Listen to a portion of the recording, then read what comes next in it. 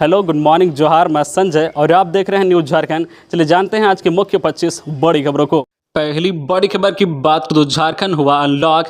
झारखंड में 7 मार्च से खुल जाएंगे सभी स्कूल। रात 8 बजे के बाद भी खुली रहेगी दुकानें।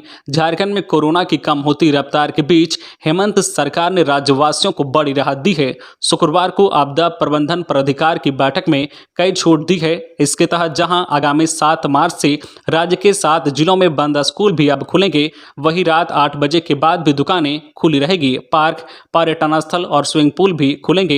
झारखंड विधानसभा स्थित मुख्यमंत्री कक्ष में सीएम हेमंत सोरेन की अध्यक्षता में शुक्रवार को राज्य आपदा प्रबंधन प्राधिकार की बैठक आयोजित हुई। इस बैठक में राज्य के सभी स्कूलों को आगामी 7 मार्च 2022 से खोलने की अनुमति दी गई है। हालांकि राज्य के 7 जिलों में कक्षा 1 से 8वीं के लिए 31 मार्च 2022 तक ऑफलाइन परीक्षा पर रोक रहेगी। इस तरह से स्कूल तो खुल जाएंगे, लेकिन परीक्षा ऑनलाइन ही होगी। अगली बड़ी खबर की बात करूं, मुख्यमंत्री हेमंत सोरेन आपदा प्रबंधन की बैठक में इनमें मिली छूट। रात 8 बजे के बाद भी खुली रहेगी दुकानें। 7 जिलों में बंद स्कूल भी अब 7 मार्च से खुलेगी। वहीं स्कूलों में ऑनलाइन शिक्षा जारी रहेगी। वहीं बच्चों की उपस्थिति अनिवार्य नहीं होगी। वहीं पार्क, पर्यटन स्थल, स्टेडियम और स्विमिंग पूल भी खुलेंगे।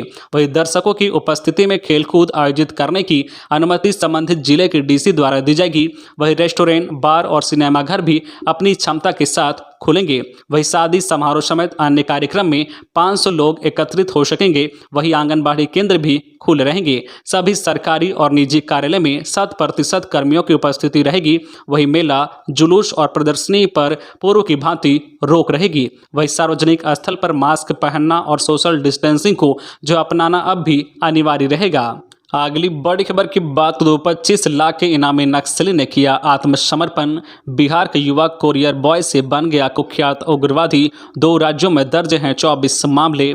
नक्सली विरोधी अभियान में लगे झारखंड के सुरक्षा बलों को बड़ी कामयाबी मिली है। 25 लाख के इनामी नक्सली विमल यादव उर्फ उमेश यादव उर्फ राधे श्याम ने शुक्रवार को पुलिस के सामने आत्मसमर्पण कर दिया। रांची के डोरंडा स्थित परिक्षेत्रीय पुलिस महानिरीक्षक कार्यालय में Jharkhand police, CRPF, Jharkhand Jaguar व कोबरा बटालियन के आला अधिकारियों के सामने कुख्यात उग्रवादी ने हथियार डाल दिया। वह वर्ष 1993 में नक्सल संगठन से जुड़ा था। दस्ते में कोरियर बॉय के रूप में अपने काम की शुरुआत की थी। देखते ही देखते वह कुख्यात नक्सली बन गया। बिहार, झारखंड में इसके खिलाफ कुल 24 मामले दर्ज थे। 14 बड़े कांड में यह शामिल रहा है। अगली बड़ी खबर की बात करो, क्या नाव दुर्घटना की झारखंड सरकार जिम्मेवारी लेगी? अगर बारबेंदिया पुल बन गया होता तो 21 की जल समाधि ना होती। झारखंड के धनबाद और जामताड़ा जिले के बीच बराकर नदी में नाव डूबने से गुरुवार की शाम 21 लोग पानी में बह गए। 24 घंटे बाद भी किसी का पता नहीं चल सका है। इन सब के अब बचने की उम्मीद भी कम है। अगर कोई चमत्कार हो जाए तो और बात है। इस घटना के बाद सवाल उठ रहा है कि कौन जवाबदेह है। इसके लिए लोग झारखंड सरकार को जिम्मेवार ठहरा रहे हैं। धनबाद के निरसा अंचल के बारबेंदिया और जामताड़ा जिले के जोहबीर गांव घाट के बीच तत्कालीन मुख्यमंत्री मधु कोड़ा ने 2007-8 के बीच पुल निर्माण का शिलान्यास किया था। 2009 में तेज बारिश के दौरान निर्माणाधीन पुल के कुछ पिलर ध्वस्त हो गए। इसके बाद से ही पुल का निर्माण ठप है। इस बीच अर्जुन मुंडा, हेमंत सोरेन, रघुवर दास मुख्यमंत्री रहे। दूसरी बार हेमंत सोरेन मुख्यमंत्री हैं। 13 साल की अवधि में किसी ने पुल निर्माण को लेकर गंभीरता नहीं दिखाई। अगर पुल बन गया होता तो बराकर नदी में नाव डूबने का हादसा ना होता और ना ही 21 लोगों की जल समाधि होती। बराकर नदी में निरसा घाट से जामताड़ा जा रही नाव पलटने से 21 लोग पानी में लापता हो गए। इनके घर वाले जो है कलप रहे हैं, मगर इसी बीच यह बात भी जो है उठ रही है कि काश जो बारबेंदिया पुल बन जाता तो ऐसे हादसे बच सकते हैं। अगली बड़ी खबर की बात करो, साहेबगंज में कस्टडी में मौत पर हंगामा। गुस्साए ग्रामीणों ने की सड़क जाम, थाने पर बोला हमला, जमकर तोड़फोड़, पुलिस ने किया लाठीचार्ज, आंसू गैस छोड़ी, 2 जवान घायल। साहिबगंज जिले में एक व्यक्ति की मौत पुलिस कस्टडी में हो गई। मामला जो है तालझारी थाने का है। घटना के बाद शुक्रवार को जमकर हंगामा हुआ। गुस्साए ग्रामीणों ने पहले सड़क जाम कर दी। थाना प्रभारी के खिलाफ कार्रवाई की मांग की गई। दोपहर तक विवाद चलता रहा। इसके बाद उग्र ग्रामीणों ने तालझारी थाने पर हमला बोल दिया। जमकर तोड़फोड़ की गई। जो भीड़ को काबू करने के लिए पुलिस को बल प्रयोग करना पड़ा। आंसू गैस के गोले भी छोड़े गए। लगभग 2 घंटे तक थाना परिसर जंग का मैदान बना रहा। काफी मशक्कत के बाद पुलिस ने स्थिति को नियंत्रण में किया। 2 जवान घायल हुए हैं, आधा दर्जन ग्रामीणों को भी चोट आई है। अब भी स्थिति तनावपूर्ण है लेकिन नियंत्रण में है। सुरक्षा बलों के जवान परिसर में कैंप कर रहे हैं। परिजनों का आरोप है कि 4 दिनों से पहले पुलिस ने चोरी के आरोप में देबू तुरी नामक व्यक्ति को हिरासत में लिया था। इस दौरान आरोप स्वीकार कराने के लिए पुलिस ने उसे कड़ी यातनाएं दी। इस कारण गुरुवार रात करीब 8 बजे उसकी मौत हो गई। पुलिस उसे लेकर साहिबगंज सदर अस्पताल पहुंची, जहां चिकित्सकों ने जांच के बाद उसे मृत घोषित कर दिया। खबरों में आगे बढ़ने से पहले आपसे रिक्वेस्ट है कि अगर आप चैनल को सब्सक्राइब नहीं किए हैं तो प्लीज चैनल को सब्सक्राइब करके बेल आइकन प्रेस कर दे, जिससे आपको झारखंड की हर छोटी बड़ी खबर का अपडेट आप तक पहुंचता रहे। चलिए बढ़ते हैं खबरों की ओर। बड़ी खबर की बात करें तो नैन्सी साहेबनी हजारीबाग की डीसी। झारखंड के 17 आईएएस अधिकारियों की ट्रांसफर पोस्टिंग। झारखंड सरकार ने 17 आईएएस अधिकारियों की ट्रांसफर पोस्टिंग की है। इसके तहत जेएसएलपीएस की सीईओ नैन्सी साहे को हजारीबाग का नया डीसी बनाया गया है। वही हजारीबाग डीसी आदित्य कुमार आनंद को राष्ट्रीय ग्रामीण स्वास्थ्य मिशन का अभियान निदेशक बनाया गया है। कार्मिक प्रशासनिक सुधार तथा राज्य भाषा विभाग ने इस संबंध में शुक्रवार को अधिसूचना जारी कर दी है। झारखंड सरकार ने शुक्रवार को 17 आईएएस अधिकारियों की ट्रांसफर पोस्टिंग की है। इसके तहत झारखंड राज्य जो आजीविका संवर्धन सोसाइटी की मुख्य कार्यपालक पदाधिकारी नैन्सी साहे को स्थानांतरित करते हुए अगले आदेश तक के लिए हजारीबाग का डीसी बनाया गया है। वही पूर्व सिंहभूम के डीसी सूरज कुमार को जेएसएलपीएस का नया सीईओ बनाया गया है। बड़ी खबर की बात करें तो चतरा में चाची भतीजे की मौत। कपड़ा धोने के दौरान दोनों चकडेम के गहरे पानी में समा गए।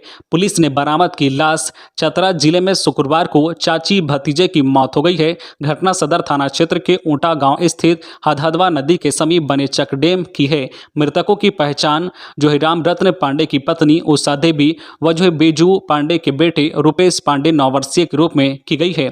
पुलिस ने दोनों को शवों को डैम से बाहर निकालकर पोस्टमार्टम के लिए सदर अस्पताल भेज दिया है। घटना के बाद पूरे गांव में मातम है। चौतरफा सन्नाटा पसरा हुआ है। परिजनों का रो रो कर बुरा हाल है। परिवार के लोगों ने बताया है कि चाची भतीजे को अपने साथ लेकर कपड़ा धोने चकडेम गए हुई थी। बताया जा रहा है कि उषा देवी कपड़ा धोने लगी। इसी क्रम में उसका भतीजा रुपेश नहाने के लिए डैम में उतर गया। इस दौरान वह गहरे पानी में चला गया।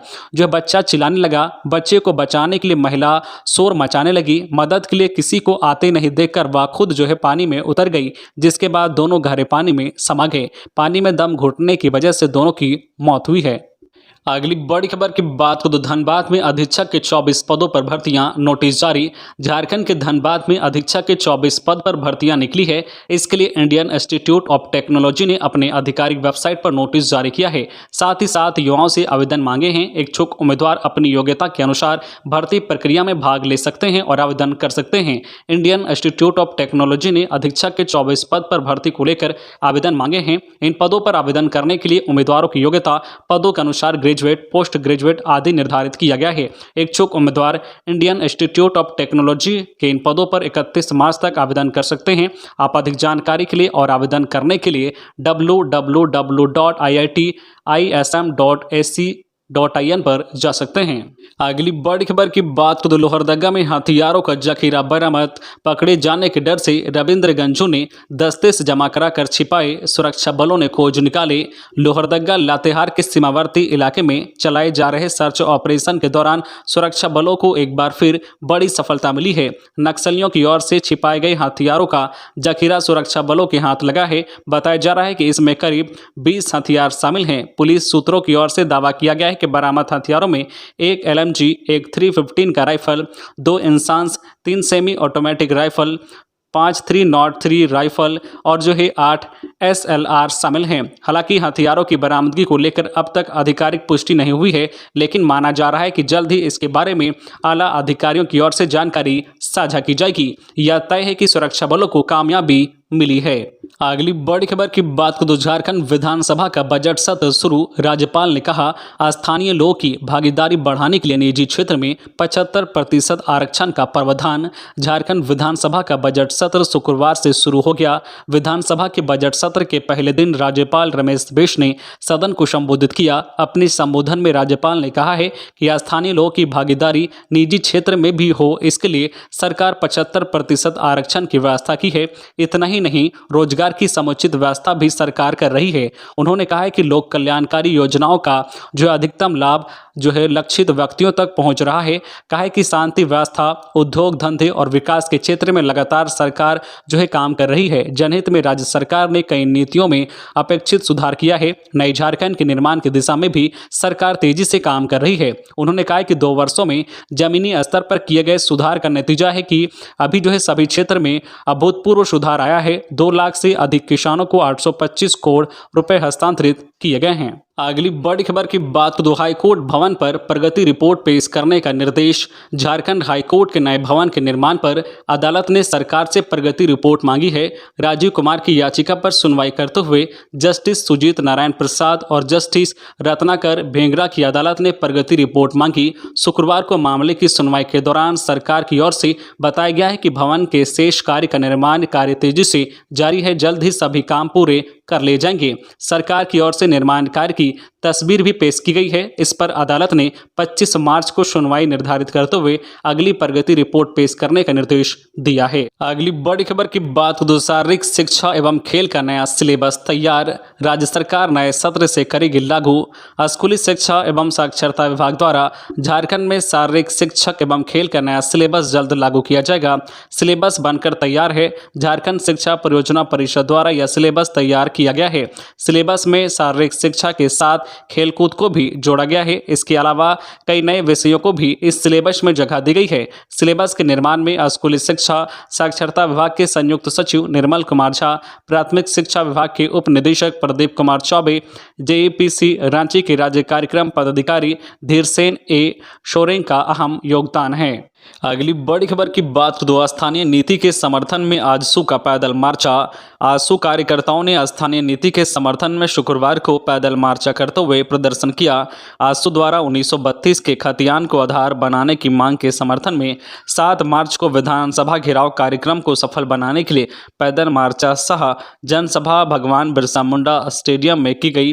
जनसभा में अतिथियों ने कहा है कि स्थानीयता में सरकार 1932 के खतियान को आधार बनाए एवं स्थानीय भाषा में क्षेत्रीय भाषा को जोड़ा जाए। अगली बड़ी खबर की बात तो राज्य के पुलिस थानों में सीसीटीवी कैमरे लगाने की प्रक्रिया शुरू। जल्द पूरे राज्य के थाने होंगे हाईटेक। वर्तमान वित्त वर्ष में पहले फेज में सिर्फ 334 थानों में सीसीटीवी कैमरे लगेंगे। कैबिनेट की स्वीकृति के बाद Jharkhand agency for promotion of information technology सक्रिय हो गया है। राज्य में कुल 600 थाने हैं। पहले फेज में सिर्फ 334 थाने में सीसीटीवी कैमरे लग रहे हैं। शेष थानों में दूसरे फेज में सीसीटीवी कैमरे लगाए जाएंगे। थाने में सीसीटीवी कैमरे लगाने की पहल सर्वोच्च न्यायालय के आदेश के आलोक में हो रहा है। अगली बड़ी खबर की बात द्रुपात्र की मौत मामला। बरहरवा एसडीपीओ के वायरल ऑडियो पर पाकुड़ निवासी शंभू नंदन भगत से पुलिस ने की पूछताछ। साहिबगंज जिले की महिला थाना प्रभारी रूपात्र की मौत मामले में रांची के SC/ST थाने में दर्ज मामले को लेकर बुधवार को पाकुड़ निवासी शंभू जो है नंदन भगत से पूछताछ की गई। रांची के डीएसपी प्रवीण कुमार सिंह ने शंभू नंदन भगत से पूछताछ की। पूछताछ होने के बाद शंभू नंदन भगत ने बताया है कि रूपात्र की मौत मामले में मेरे और बरहरवा एसडीपीओ प्रमोद कुमार मिश्रा की फोन पर हुई बातचीत का ऑडियो वायरल होने को लेकर पूछताछ की गई। मुझसे जिस मोबाइल से बात हुई थी उस मोबाइल की मांग की गई, जिस पर मैंने कहा कि कोर्ट के आदेश के बाद ही जो है मोबाइल देंगे। फिलहाल मोबाइल सुरक्षित स्थान पर मौजूद है। यदि समय दिया जाता है तो संबंधित ऑडियो को CD में और जो है अन्य जानकारियों को लिखित रूप से दे सकते हैं। अगली बड़ी खबर की बात तो अदालतों की सुरक्षा और सुविधा मुहैया नहीं कराने पर भड़का हाईकोर्ट। जानिए आखिर क्यों अदालत को खुद के लिए उठानी पड़ी आवाज। झारखंड हाईकोर्ट के chief justice doctor Ravi Ranjan व जस्टिस SN प्रसाद की अदालत में राज्य की अदालतों की सुरक्षा को लेकर सुनवाई हुई। इस दौरान अदालत ने अदालतों में सुविधा नहीं दिए जाने पर यह नाराजगी जाहिर करते हुए मौखिक कहा है कि यदि अदालतों को सुविधा और संरक्षण नहीं मिलेगी तो काम कैसे होगा। अदालत ने कहा है कि कुछ अदालतों में मूलभूत सुविधाएं नहीं हैं, इस कारण यहां काम करने में सभी को दिक्कत हो रही है। अदालत ने यह भी कहा है कि झारखंड हाई कोर्ट में नए जजों की नियुक्ति की गई है, लेकिन उनको रहने के लिए ना तो बंगला उपलब्ध है और ना ही अन्य सुविधाएं दी गई है। एक जज को किसी तरह से एडजस्ट किया गया है, लेकिन उस भवन की जो है हालत खराब है। इसको लेकर हाईकोर्ट के रजिस्ट्रार जनरल ने सरकार को पत्र भी लिखा है, लेकिन अभी तक उस पत्र का कोई जवाब नहीं आया है। जज के पद का कोई महत्व नहीं है तो क्या पदों को भरा जाए? बिना वाहन और बंगले के जज कैसे रहेंगे? अगली बड़ी खबर की बात करें तो चतरा में करीब 250 से ज्यादा स्थानों पर लगेंगे सीसीटीवी कैमरे। अपराध और दुर्घटनाओं पर लगाम लगाने में मिलेगी मदद। अपराध उन्मूलन से लेकर विधि व्यवस्था, साधारण और सड़क दुर्घटनाओं पर नजर रखने के लिए पुलिस आधुनिक तकनीक का प्रयोग करने जा रही है। जिले के संवेदनशील स्थानों, दुर्घटना क्षेत्र एवं सार्वजनिक स्थानों पर close circuit TV camera, CCTV अधिष्ठापन की कार्ययोजना तैयार की जा रही है। जिला प्रशासन इस पर गंभीरता से मंथन कर रहा है। उपायुक्त अंजनी अंजन और पुलिस कप्तान राकेश रंजन ने कार्ययोजना को ग्रीन सिग्नल दे दिया है। विशेषज्ञों की टीम स्थलों को चिन्हित कर रही है। सप्ताह से 15 दिनों के भीतर स्थल चिन्हित करने की प्रक्रिया पूरी कर ली जाएगी। इसके बाद विस्तृत योजना रिपोर्ट तैयार की जाएगी। अगली बड़ी खबर की बात करें तो गढ़वा में नाबालिग लड़की का शव बरामद। चटनिया के सतुआही जंगल में मिली लाश, परिजनों ने लगाया हत्या का आरोप। पुलिस ने शुरू की जांच। गढ़वा में शुक्रवार को एक नाबालिग लड़की की लाश बरामद की गई है। कांडी थाना क्षेत्र के चटनिया पंचायत अंतर्गत सतुआही जंगल में सुबह लड़की का शव देखा गया। लाश मिलने की सूचना जैसे ही चारों तरफ फैली, मौके पर लोगों की भीड़ उमड़ पड़ी। मामले की सूचना मिलने पर कांडी पुलिस की टीम घटनास्थल पर पहुंची। शव को अपने कब्जे में लेकर जांच शुरू कर दी गई है। शव को पोस्टमार्टम के लिए सदर अस्पताल गढ़वा भेज दिया गया है। लड़की की पहचान 24 मंजीगावा गांव की नावा डिहवा टोला निवासी विजय पासवान की 17 वर्षीय बेटी पूजा कुमारी के रूप में की गई है। तो ये थी आज की झारखंड की टॉप बड़ी खबरें। इसी तरह झारखंड की हर छोटी बड़ी खबर देखने के लिए आप हमारे चैनल न्यूज झारखंड चैनल को सब्सक्राइब करके बेल आइकन प्रेस कर दीजिए, जिससे आपको झारखंड की हर छोटी बड़ी खबर का अपडेट आप तक पहुंचता रहे। तो आज के लिए बस इतना ही। हमें दीजिए इजाजत, फिर मिलते हैं नेक्स्ट न्यूज में।